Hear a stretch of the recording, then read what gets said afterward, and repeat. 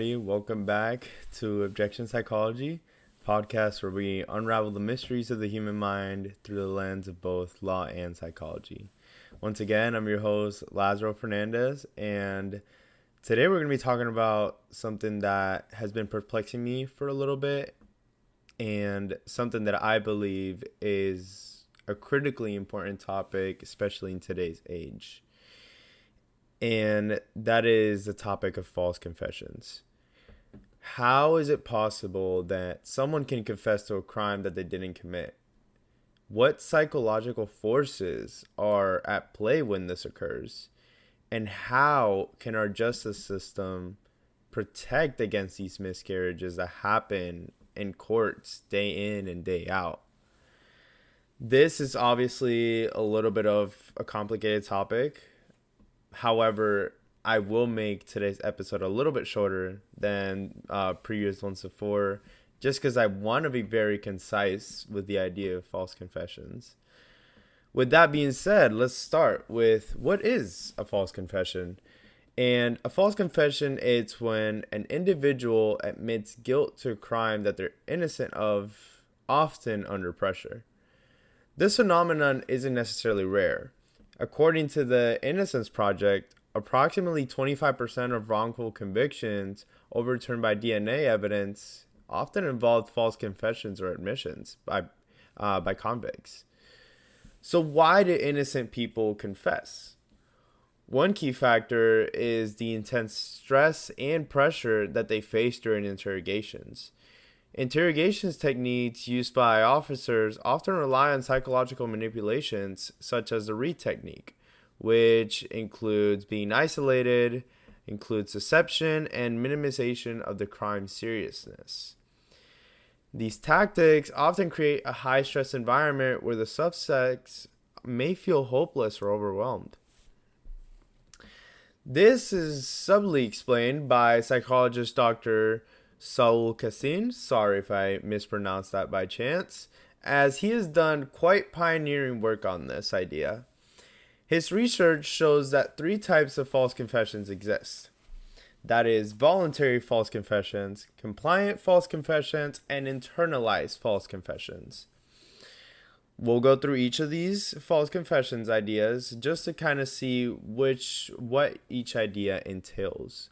To begin with, voluntary false confessions is where people confess without coercion, often due to mental illness or a desire for notoriety. Obviously, that's something that we see here in the United States quite a lot, right? Something that, you have a convict who maybe is facing a mental illness and they, just for fame or just for whatever it might be, views, fame, popularity, notoriety, they make a scene in court and they confess these crazy ideas that aren't necessarily true, and they just do it for attention, per se, to put it in less words. Next one up would be compliant false confessions, which occur when individuals confess to escape an interrogation or avoid punishment, even if they know they're innocent. This is most commonly done in corrupt countries, I would say. So Mexico and other Latin American countries, this happens a lot because just for any political or criminal reason, sometimes there's people that want to be in jail, and for a specific reason that they have to be in jail, that their boss tells them to be in jail, right? This you see mostly in criminal cases, and usually people who partake in this are part of criminal organizations themselves. Lastly, the last type that we have is internalized false confessions, where the suspect actually comes to believe they committed a crime, often due to suggestive questioning or memory distortion. So this happens, like I said, whenever you face a high-stress situation of being interrogated by these officers. Sometimes that may distort your memory, and it's been proven psychologically that repeated questioning and repeated accusal of these convicts can sometimes lead to their memory being distorted or them making false ideas of what actually happened. One fascinating aspect is how memory works under stress. Stress can impair encoding and retrieval, making people vulnerable to suggestion. Interrogators sometimes unintentionally implant false memories, leading suspects to remember details that never actually happened, as I was saying with internalized false confessions. Take the famous case of the Central Park Five. 5 teenagers who falsely confessed to a brutal assault were coerced through hours of intense questioning and eventually internalizing guilt despite DNA evidence proving their innocence years later. With that being said, what can be done? Recording entire interrogations, limiting interrogation length, and educating law enforcement on these psychological vulnerabilities are critical reforms.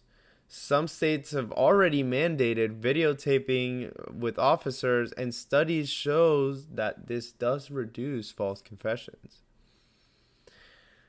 So, to sort of wrap up this short episode, I think we could probably put it in summary that false confessions reveal how fragile human cognition is under pressure, and how important it is to balance investigative rigor with psychological safeguards. Especially in our system, and I've said this in previous episodes, but especially in our system and in our country and just in our society as a whole, we continue to have a lot of this mental health stigma that goes around. And the more and more and more that people believe this mental health stigma, the more that we're going to see these cases, the more that people will feel like it's okay to be put under pressure, and the more that people will think it's okay to make a scene or, think of it as a game. I believe it's essential not only for us to create these psychological safeguards, but handle our system with some special level of strictness without risking our legal integrity. With that being said, everybody, if you do want to learn more about just false confessions as a whole, I would definitely check out psychologist Kaysen's book, Confession Evidence, and the Innocence Project's website, just to check out some of the real cases. There are a lot who are very interesting. I checked out the website myself, and there's a lot of interesting cases in there that I think would benefit anyone who's looking at them. And with that being said, everybody, I want to apologize for not uploading in the recent weeks. It has been a little bit of a hassle, I would say, to put it in less words. Getting these episodes up and, with everything else that's been going on in my life personally. But I am really glad that I got back into, doing podcasting, which is something that I find very interesting. And I appreciate all the listeners that I have all over the world. And with that being said, thank you guys for listening to Objection Psychology. As always, stay curious, stay critical, and as always, objections sustain.